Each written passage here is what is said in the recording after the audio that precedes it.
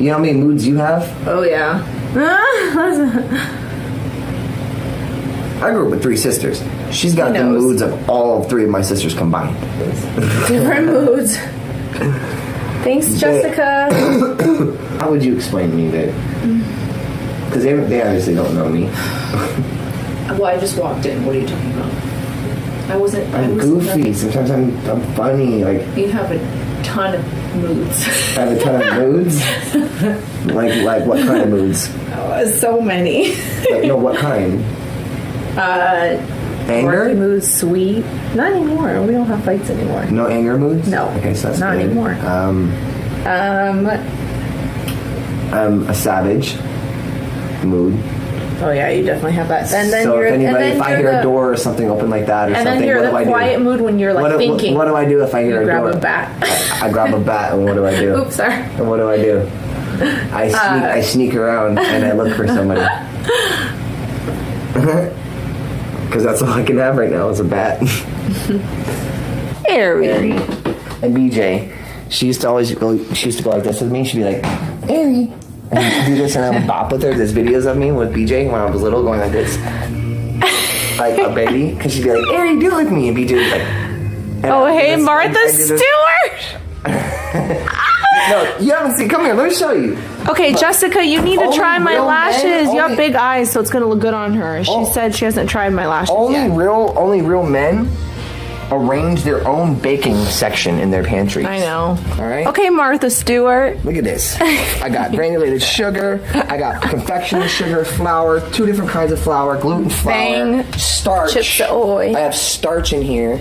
Tuna. Every kind of cereal you can think of. I got the maple cream Oreos. I don't know if they're going to be good. Some potatoes up there. Keep the potatoes. Make homemade potatoes, wasabi potatoes. And the random Bud Light. Got a whole bunch of tuna. I love my tuna. A whole case of Bang, so we can bang later. Babe. Bang, like drink Bang. Babe. Drink Bang. Shout out Bang, right? Babe. I'm not talking about banging like sexual things. Like that's not allowed on YouTube. I know. Babe, what are you doing? Babe, what are you doing? Can you let the princess inside, please? Yes. Come on, girlie. Come on. You go poo-poo? Princess Zelda, come with Daddy. Come on, baby girl. Come here. Come on.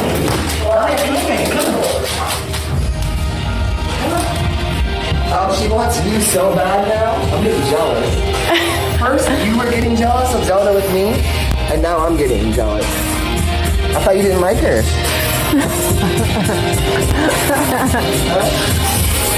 Zelda.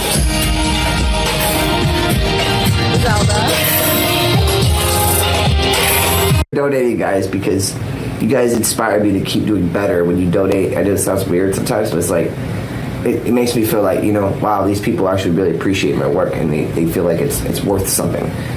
And even though it's money, even your notoriety, sharing it with people, when you donate though, I feel like, wow, these people believe in me because they're paying me for my hard work. They're paying me for working and seeing what I do, and it's very humble and I'm very honored. So thank you. AC, you're so sweet and appreciative. Thank you so much. I can't tell you guys enough.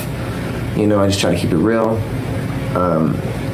Like I said, without your donations, I wouldn't be able to pay, bills, artists, advances, with my OnlyFans, all the stuff you guys. I have incredible fans, and you guys protect me, and I'm very honest, very truthful, and that has shined through brighter and stronger and more powerful than all of the dark negative energy that's been going on around me for a year. And the war's over. There's no more war. All right? There's a treaty has been signed and it's over. And I believe in all of you guys. You believe in me. The more you believe in people in this world, the better they do. It's a fact. The more you put them down, well, those people that you put down, they have 2 options. Either they can let it consume them and destroy them, or they let it fuel them. I'm the lesser. I'm the latter. I let it make me stronger and better, and it empowers me, and it ignites my flame to prove you wrong. And that's how I am. That's how the cookie crumbles. I have a lot of knowledge about the industry. more than anybody you know, more than anybody that's doing it. Period. End of story. I don't care what they say. When I say I sold 75 million records, I sold 75 million records. Okay? When I said I sold 2 million records on my last album, I sold 2 million records on my last album. Right? When I said I'm gold and platinum in 35 countries on the last album, I'm gold and platinum in 35, 40 countries on the last album.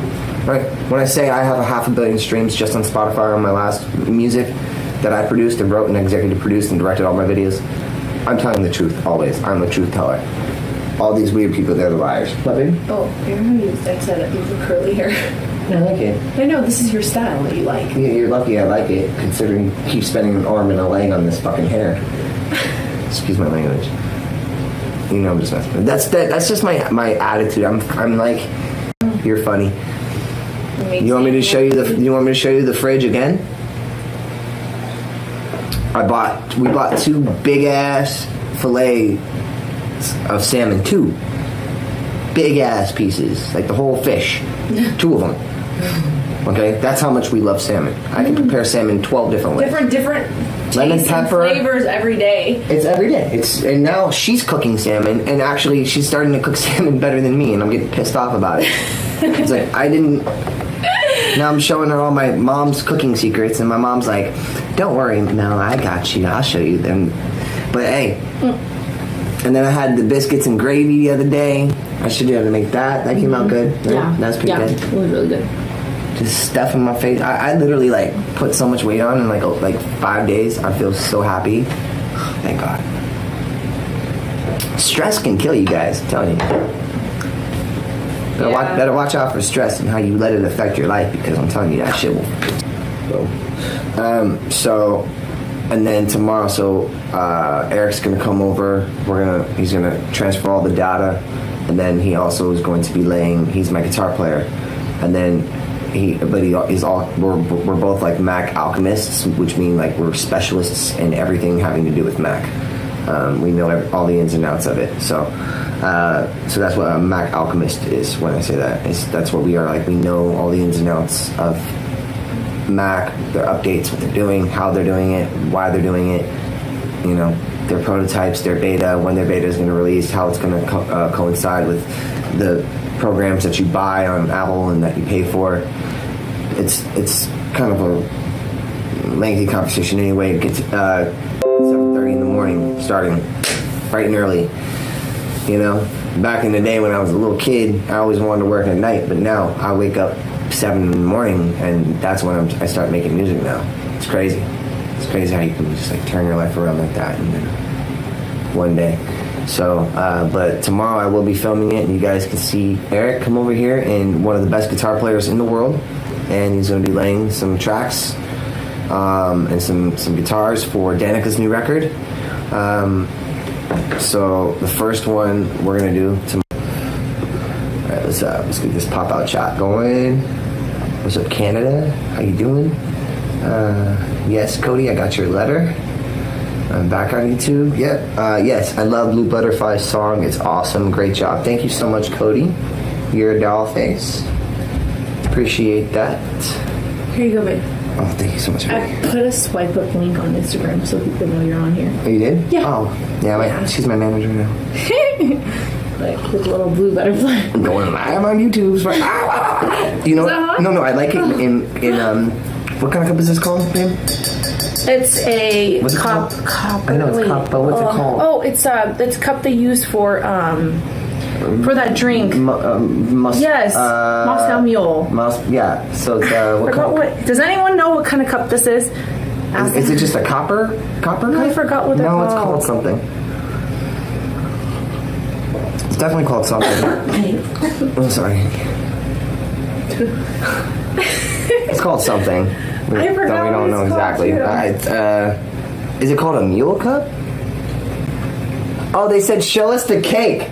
Oh, yeah. Did you post something about the cake? No, not yet. Until we eat it. And how do they know about the cake? Because I posted you putting the baking part. Janie, thank you so much for the donation. Getting it started.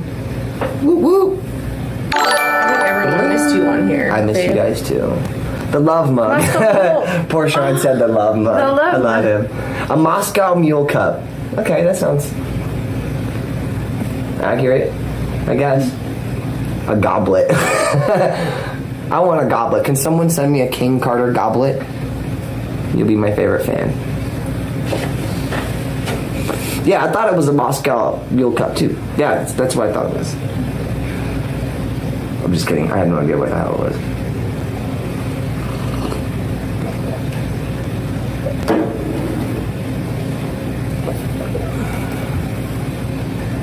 But I'm drinking coffee out of it. Get the coffee going.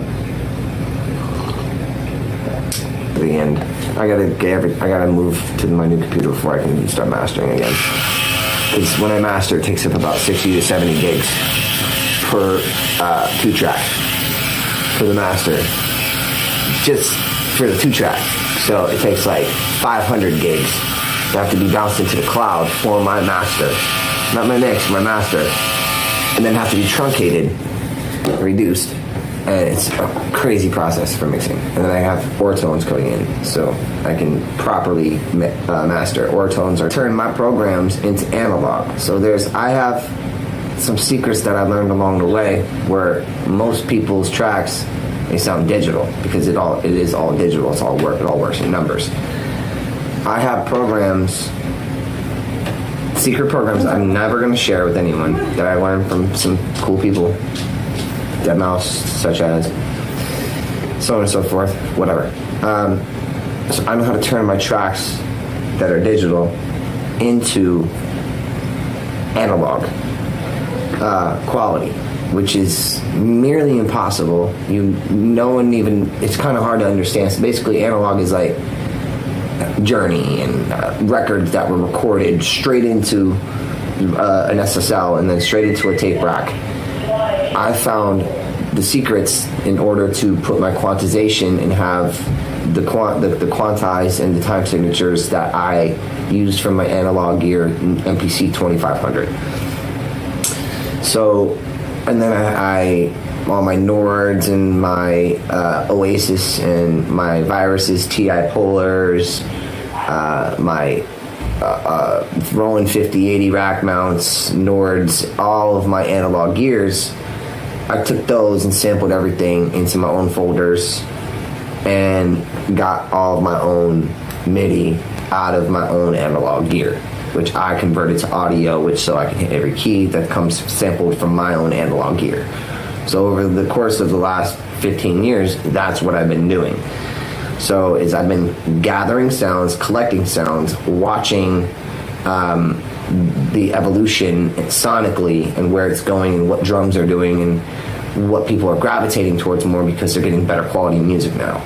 But that's not necessarily true because there's analog gear that can't be touched, like Michael McDonald and Kenny Loggins and Phil Collins and George Michael and Elton John and Queen, Journey. You can't touch these guys because their analog music was so unbelievable that even today it can't be replicated, it can't be duplicated, it just cannot be even close to being emulated. So basically that's how I like to produce. Is I learned when I was a little kid making music on the back of the couch when they were making Britney Spears and NSYNC records and Backstreet Boys records and everything. I used to sit back and watch and observe at 6 years old. And Max loved it. He saw this little kid. I would just go there to watch my brother record their parts, and I would literally just sit there. And instead of when they were out playing pool and shooting the shit, the boys, and playing video games, I was the little kid watching, more obsessed with how these two guys were making music because it was more like a video game to me than like Mortal Kombat was back then. That's why I never played video games. Ever. I never played video